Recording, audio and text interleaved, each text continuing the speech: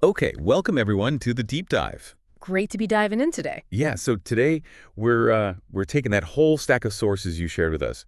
Articles, notes, all your materials, and really digging into the incredibly rich and sometimes pretty surprising world of English expressions. The stuff native speakers use all the time. That's right. And it's quite a collection you've given us. We've got everything here from those idioms that can really trip people up to slang, which, wow, that moves fast, and even just those everyday phrases that help you sound more, well, natural. Exactly. And our mission really with this deep dive is pretty clear. We want to unpack these words and phrases. We're aiming to get to grips with the hidden meanings, understand the context, like when do you use this? Where would you hear it? And ultimately, just help you feel more confident, more informed when you're navigating real-world English, whether that's, just chatting with someone or watching a movie or listening to music. And it really is like unlocking a new level, isn't it? Moving beyond just textbook grammar and vocabulary to how people actually speak. It's so crucial for fluency, for understanding media. Yeah, and for genuinely connecting with native speakers. Absolutely. And what's great is this whole exploration is built directly from your materials, the stuff you sent in. So we'll look at idioms, those fixed phrases where the meaning isn't obvious. Right. We'll tackle slang, that informal, always changing language of different groups. We'll cover common phrases for all sorts of daily situations. And we'll even look at the many different ways people say simple things like goodbye or show surprise. And importantly, as we go through, we'll make sure to explain the meaning clearly, show you examples straight from the sources you provided. And yes, we'll definitely take time to say some of these phrases slowly. So you can practice the pronunciation right along with us. Exactly. Try saying them out loud. Sounds like a plan. Let's jump right in with something that, well, it often causes a bit of head scratching for learners. Idioms. Ugh, idioms. They're fascinating, aren't they? Because, like one of your sources, the 100 most common idioms one, puts it perfectly, the meaning just isn't the sum of the words. Right, they have these hidden meanings. Hidden meanings, yeah. And if you take them literally, well, you can end up with some very strange mental images. Like if someone told you to break a leg before a performance and you didn't know the idiom, you'd be worried. You definitely would. And that source really highlights how vital idioms are. Native speakers use them constantly, often without even thinking, so understanding them is key for comprehension. And learning to use a few yourself, appropriately of course, is a big step towards sounding more fluent. Absolutely. Okay, let's pull out a few examples from the sources you sent. One that came up is break the ice. Right, and like your break a leg example, that's nothing to do with actual ice. Break the ice just means to initiate social interaction, to start a conversation, especially when people don't know each other well. Getting things going. Exactly. The example from your source material is, I decided to break the ice at the party by asking about everyone's favorite movies. Break the ice. Okay, let's slow that down so you can try saying it. Repeat after me. Break the ice. Here's another really common one, sounds a bit nicer maybe. A piece of cake. Also not food related, I'm guessing? Correct. Not about dessert. If something is a piece of cake, it just means it's very, very easy to do. Simple. Okay. The source gives this example. After studying for weeks, the final exam felt like a piece of cake. A piece of cake. Okay, try this phrase with me now. A piece of cake. Good. Now, how about actions speak louder than words? This one feels maybe a little more straightforward. Yeah, you can kind of guess the meaning a bit more, maybe. It's about what people do versus what they say. Precisely. The meaning is that a person's actions, their deeds, are more important or reveal more than just their talk. Your source example is, he keeps promising to help, but actions speak louder than words. Actions speak louder than words. Let's say that one nice and slow. Actions speak louder than words. Here's a great one for when you really want to show someone you're listening all ears. Well, hopefully not literally turning into ears. No, definitely not. When someone says they are all ears, it simply means they are listening very carefully, paying complete attention, fully focused. Got it. The example is, I'm all ears, go ahead and tell me your exciting news. All ears. Nice and short. Let's practice that one. All ears. All right, now picture this. You're in a really tough spot. Maybe you have two choices, but both are bad. The sources mentioned, caught between a rock and a hard place. Ooh, that really paints a picture, doesn't it?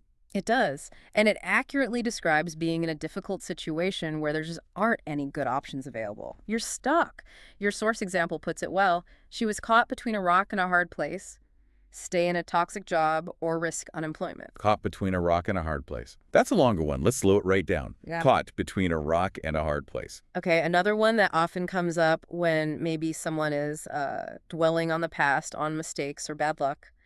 Cry over spilled milk. So again, not about actual milk. Exactly. Not literal milk. It means getting upset or worrying about something that has already happened and, crucially, cannot be changed. It's done. The example is, there's no point crying over spilled milk. Let's focus on finding a solution. Cry over spilled milk. Let's try repeating that. Cry over spilled milk. And one more idiom for now, one that conjures up a very large image. The elephant in the room. Yes. Yeah. The big, obvious thing that nobody wants to talk about. That's exactly it. It refers to a really obvious problem or maybe a sensitive issue that everyone knows about, but they all avoid discussing it because it's uncomfortable or awkward. Right. Your source example was the financial problems of the company were the elephant in the room during the meeting. The elephant in the room. Okay, let's practice saying this one. The elephant in the room. So idioms are one huge layer of meaning, but just as important for understanding native speakers is slang. Oh, slang. Yes. The informal, constantly changing language of specific groups. That 100 most common slang words source called it informal language, used in certain social settings or by certain groups. And it makes a really crucial point.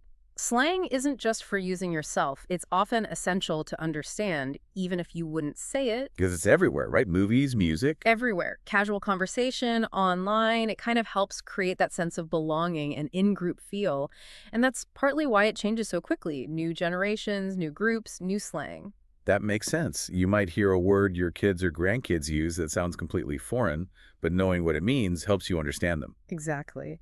And your source gives some really good advice on when slang is generally okay, like informal chats with friends, online sometimes, and when to be cautious or avoid it talking to strangers, work meetings, job interviews. Context is key. Context is absolutely king with slang. Okay, let's dive into some examples from your materials then. How about some really basic ways people address each other, like dude or bro? Super common, especially between friends, yeah. Dude and bro are very informal ways to address a male friend, although you do sometimes hear dude used for women too, in really casual settings. Okay. The source examples were pretty simple. Hey, dude, how have you been? Or thanks, bro. Dude, bro. Nice simple ones to start. Let's see them. Dude, bro. Related to that sort of casual, easygoing vibe is the word chill. And again, probably not about the weather. Right, not about temperature. When a person is described as chill, it means they're calm, relaxed, easygoing, laid back. The source example. Wow, she's so chill. Chill. Okay, let's try saying that. Chill. Now, we see a lot of slang used for just positive reactions, things like cool, awesome, and sweet. These feel almost universally understood now, don't they? They really do signal positive feelings. They generally mean great, excellent, or just good. Your source had examples like, cool, thanks for letting me know, or you got an A+ on your test, that's awesome, and that Tesla's so sweet, dude. Right, where sweet clearly doesn't mean sugary. Exactly. It's about it being really good or impressive. Okay, let's practice those positive ones. Cool, awesome. Sweet. Now for a really common everyday greeting that's pure slang, what's up? Definitely not asking about the ceiling. No. It's just an informal way to say hello or how are you or what's happening. Your example was, hey man, good to see you, what's up? What's up? Okay, let's try that casual greeting. What's up? Here's one that's technically an acronym, but it's used like a word in slang, especially in writing, but sometimes spoken to. ASAP. As in, as soon as possible. Yeah. Yeah, I see this one a lot in emails, texts. Yes, it just expresses urgency, needs something quickly.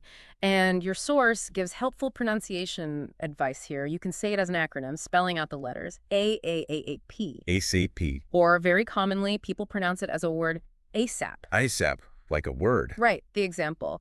I need this document on my desk, ASAP. ASAP.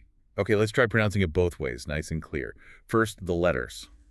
A. S, P. And now as a word. ASAP. Good. Now, how about describing something that's just, well, not good? Boring, maybe. There's lame. Doesn't that word also have a more serious literal meaning about not being able to walk?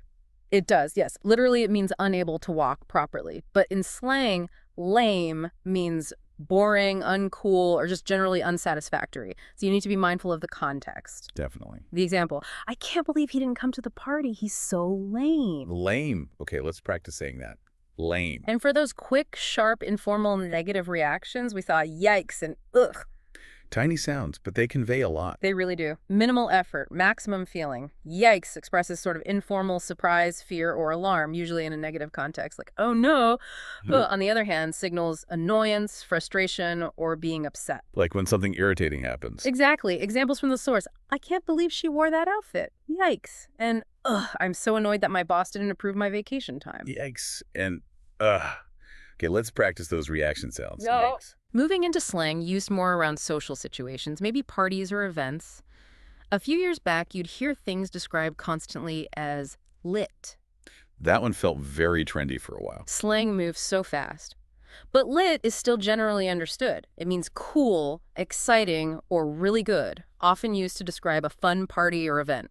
Example, this party is lit. Lit. Okay, let's try that one. Lit. And who are you often lit with? Your squad. Your group of friends, right. The source mentioned older words like posse or crew having a similar meaning in the past. Exactly. It's your close group of friends, your crew. Example, I'm going to the concert with my squad. Squad. Let's say that slowly. Squad. Your sources also had some great slang for describing someone doing really, really well at something, like crushing it or being on point. Crushing it sounds so active and successful. It means doing exceptionally well, succeeding impressively, like you're dominating it. Example, Tammy is crushing it at her new job. She got promoted in 3 months. And on point means perfect, great, or awesome, often used to compliment someone's appearance, skill, or performance. Example, his presentation was on point. Crushing it. On point. Okay, let's say those slowly. Crushing it. On point. And for expressing excitement, real enthusiasm, there's I'm stoked. Yeah, your source noted this one's actually been around a while, maybe since the 60s. Bit of a classic slang term. It has staying power. Stoked just means really enthusiastic or exhilarated. Super excited. Example, I'm so stoked about the new movie coming out. I'm stoked. Let's try that excited phrase. I'm stoked. And finally, the slang sources you provided did include some very informal, even potentially offensive terms, often seen in texts or social media, things like excited AF and FML. Right, and the source was very clear.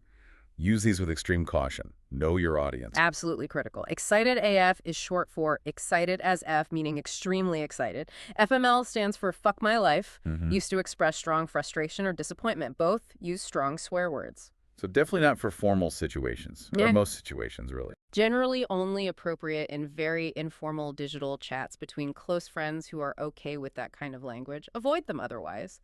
Examples given were, this weekend is going to be epic. I'm excited AF, and my computer crashed before I saved my work. FML. It's good to recognize them if you see them, just to understand the intensity of the feeling. But yeah, probably best not to use them yourself unless you're really sure. Precisely. Okay, so that's a whirlwind tour of some slang. Moving from that sometimes tricky world, let's simplify things a bit and talk about those essential, everyday, common phrases. Yes, the building blocks. The 50 common English phrases source calls them that. The phrases you use constantly in daily communication. They really are. And using these confidently helps you sound much more natural in routine interactions. They cover everything from meeting people to asking for directions or help. Let's highlight a few really useful ones from that source, starting with the absolute basics, introducing yourself. Simple, but you gotta know it. Hi, I am name and you. The example was just, hi, I am Chris and you. Hi, I am your name and you. Okay, let's slow that down so you can practice putting your own name in there. Hi, I am your name and you. And then right after you learn someone's name, the standard polite response. Nice to meet you. A must know. Definitely. It's just what you say after you've been introduced. The source showed a little exchange. Person A, hi, I'm Maria. Person B, nice to meet you, Maria. Person A, nice to meet you too. Nice to meet you. Let's repeat that one. Nice to meet you. For showing gratitude, a simple thanks so much is incredibly common and useful. Short, sweet, effective. Very much so. Use it whenever you're grateful for something, big or small. Example. Thanks so much for helping me move. That's so much. Let's practice that. Thanks so much. Now, when you need to get someone's attention politely or maybe squeeze past them in a crowd. Excuse me. Essential for politeness, isn't it? And just navigating physical spaces. Totally. It's used to politely get someone's attention before asking something like a question or, yeah, to ask someone to move aside. Examples. Excuse me, could you tell me how to get to the library? Or, excuse me, can I get by? Excuse me. Okay, let's try saying that one slowly. Excuse me. And if you want to ask for someone's opinion or suggestion, what do you think? Straightforward. Useful for keeping conversations going. Exactly. It invites discussion. Example. I'm thinking of ordering pizza for dinner. What do you think? What do you think? Repeat that slowly. What do you Think. Now, the source also included some fantastic phrases specifically helpful for language learners like yourself, like simply stating your situation. I am learning English. That's a really helpful one to have ready, I imagine. It really is. It helps people understand your level, maybe adjust their speed or be more patient. It sets expectations politely. Example, please speak a little slower. I am learning English. I'm learning English. Okay, let's practice saying that clearly. I am learning English. And then, inevitably, there will be times when you just don't understand something. I do not understand. Simple, direct, and absolutely necessary sometimes. Crucial for getting clarification. Don't pretend you understand when you don't. Example, I do not understand the instructions. Could you explain them again? I do not understand. Let's try saying that slowly. I do not understand. And related to that, a way to ask someone to slow down. Your source had an interesting grammar note on this one. Could you please talk slower? Talk slower. Is that actually the correct way to say it grammatically? Well, this is interesting. Your source points out that while could you please talk slower is extremely common in everyday casual speech. Native speakers say it all the time. Technically, grammatically speaking, you should use the adverb form slowly to modify the verb talk. So, could you please talk more slowly is the more correct form. Ah, that's fascinating. So people say slower often, but more slowly is what the grammar books prefer. Good to know both. Exactly. Understand the common usage, know the correct form, too. Your source gives an example showing why you'd need this. Person A. You can find our address at www.example.com/contact person B. I am sorry, could you please talk slower? Okay, let's practice both versions then. Slow. First, the very common casual way. Could.you please talk slower. And now the grammatically preferred way. Could.you please talk more slowly. Great. Those common phrases really are the foundation for your day-to-day interactions. Definitely. And then wrapping up those interactions. Well, there's surprisingly many ways just to say goodbye. Oh, absolutely. Your source, 50 Everyday Ways to Say Goodbye, illustrates that beautifully. Goodbyes aren't just abrupt endings. They vary hugely depending on the situation, your relationship with the person. They're a key part of the social dance of conversation. We've all heard the basics, goodbye, bye, and bye-bye. Yeah. Your source puts them on a kind of spectrum, doesn't it? It does. From more formal, goodbye, down to casual, bye, and even quite playful or affectionate, bye-bye, often used with children or close loved ones. Understanding that little difference in tone is useful. Yeah. Example contrasts. Goodbye, Mr. Smith, versus bye, see you later, versus bye-bye, sweetie. Okay, let's practice those three basic ones. Goodbye, bye, bye-bye.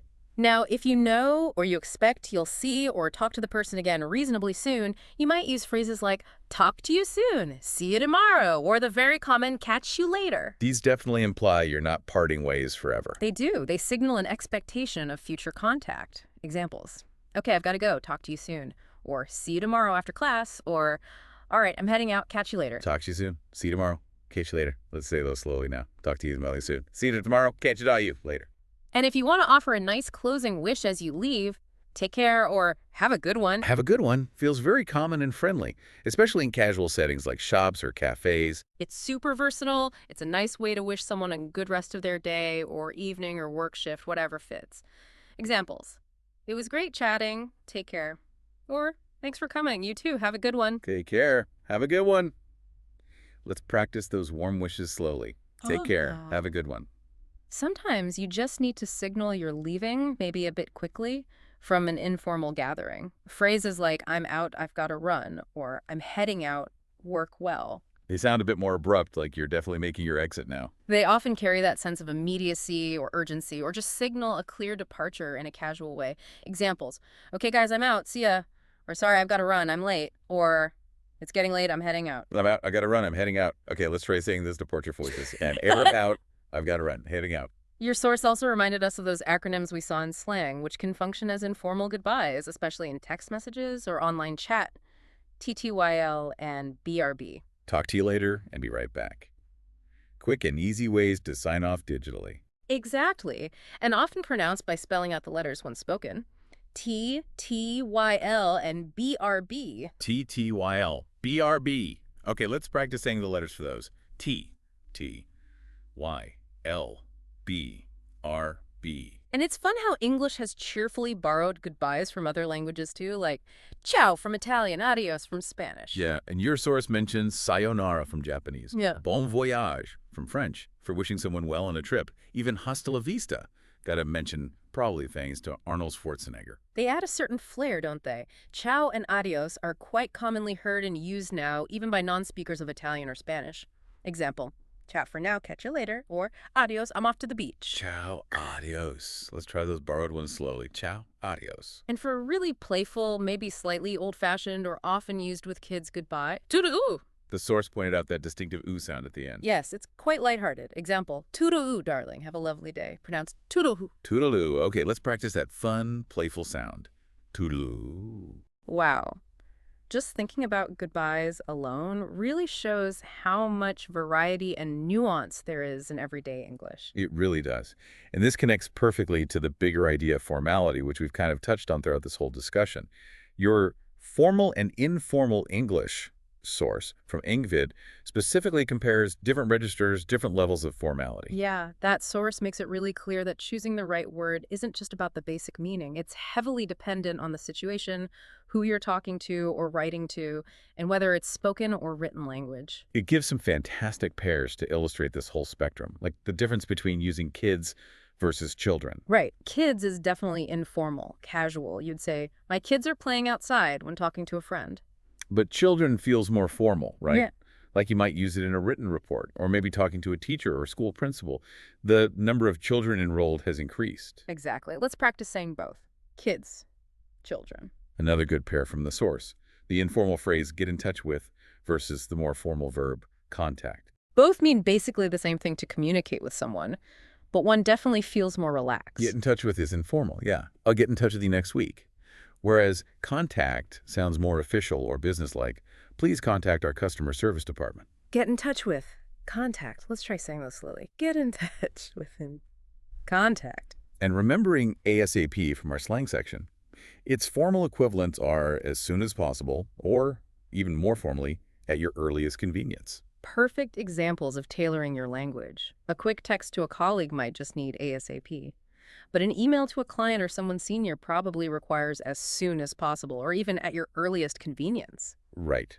Examples showing the difference. Send me the update, ASAP, versus, can you please provide the update as soon as possible? Or the very polite, kindly respond to your earliest convenience. ASAP, as soon as possible, at your earliest convenience. Let's practice those levels of urgency. ASAP, as soon as possible, at your earliest convenience. These contrasts really drive home how English operates in different modes depending on the setting and relationship. Absolutely. And speaking of different modes, and maybe creativity in language, we have to touch on how native speakers express surprise. That Reddit source you shared, wow, it's a goldmine of real-world, sometimes quite colorful examples. That thread is hilarious and really shows just how alive and inventive English is, doesn't it? While you learn standard phrases like, oh my gosh, or maybe holy cow from the slang lists, that source proves people come up with incredibly unique, sometimes downright bizarre ways to react when they're surprised or shocked. These are the things you often won't find in textbooks, but understanding them gives you such a great insight into real, unguarded, spontaneous language use. Exactly. They're usually super informal, often tied to specific moments or even individual personalities. You might not ever use them yourself, but hearing them is like getting a little peek behind the curtain of spoken English. Like the classic Great Scott. Yeah. Often heard in older movies or comics, right? Mm-hmm. For dramatic surprise. Example. Great Scott, that's the fastest car I've ever seen. Great Scott. Okay, let's try that exclamation. Great Scott. Or one from the thread that's a bit more visceral. Crap on a stick. And apparently, according to the thread, that can even be extended for more emphasis, like crap on a stick in a barrel. Language gets wonderfully absurd sometimes. It really does when people are just reacting. Example. Crap on a stick. I missed my train. Definitely informal and very expressive. Crap on a stick. Let's try saying that with some feeling. Crap on a stick. Another gem from that Reddit thread was, what the what? That just sounds like pure confusion, like your brain momentarily short-circuited from the surprise. That's exactly the feeling it conveys. Utter disbelief or confusion when something completely unexpected happens. Example. I canceled the concert last minute. What the what? What the what? Okay, let's practice that bewildered sound. What the? These examples just give you a taste of that wilder, less standardized side of English that exists right alongside the common idioms and phrases we learn. Okay, wow, we have covered a lot of ground today. We've dug into those hidden meanings of idioms, navigated the fast-paced world of slang, reinforced those essential common phrases. Explored the whole spectrum of saying goodbye, highlighted the importance of formality, and even got a glimpse into the colorful chaos of how people express surprise. And the goal here, really, it wasn't just to dump a load of definitions on you. It was more about showing you the different layers of English, how it's actually spoken and used in real life. Yeah, understanding these nuances, these different ways of saying things, it really does unlock a deeper connection to the language, and hopefully gives you more confidence navigating it all. We really hope so, and we strongly encourage you to take all that source material you originally provided and keep working with it. Go back through the lists, repeat the phrases we practiced today and the others in your notes. Try picturing the situations where you might hear them or even use them. And listen for them.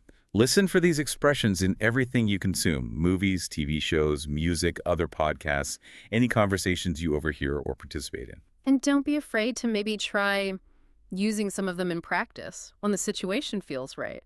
The more you interact with these idioms, slang terms, and common phrases, the more comfortable and natural they'll start to feel for you. We truly hope this deep dive, guided by your own sources, has been valuable and interesting for you. And we'd genuinely love to hear from you. What was maybe your favorite new phrase you learned today? Or perhaps you've already encountered a really surprising or funny English expression out there in the wild that wasn't even in the materials we looked at. Let us know. Leave a comment wherever you're listening to this deep dive. Yeah, tell us about it. And if you found this exploration helpful, please consider giving it a like. It really helps us know we're heading in the right direction with these deep dives. And subscribing to the show feed is the best way to make sure you don't miss future deep dives into fascinating topics, all guided by materials just like the ones you shared with us for today's session. So as you continue your journey with English, keep your ears open, stay curious. Pay attention to those expressions native speakers use, the ones that maybe surprise you or make you chuckle. Ask yourself, what do these phrases reveal? Not just about the language itself, but maybe about the people, the culture using them. That's a great question to keep in mind. It adds a whole other layer of fascination to the learning process, doesn't it? It really does. Makes you think. Well, until next time then. Take care.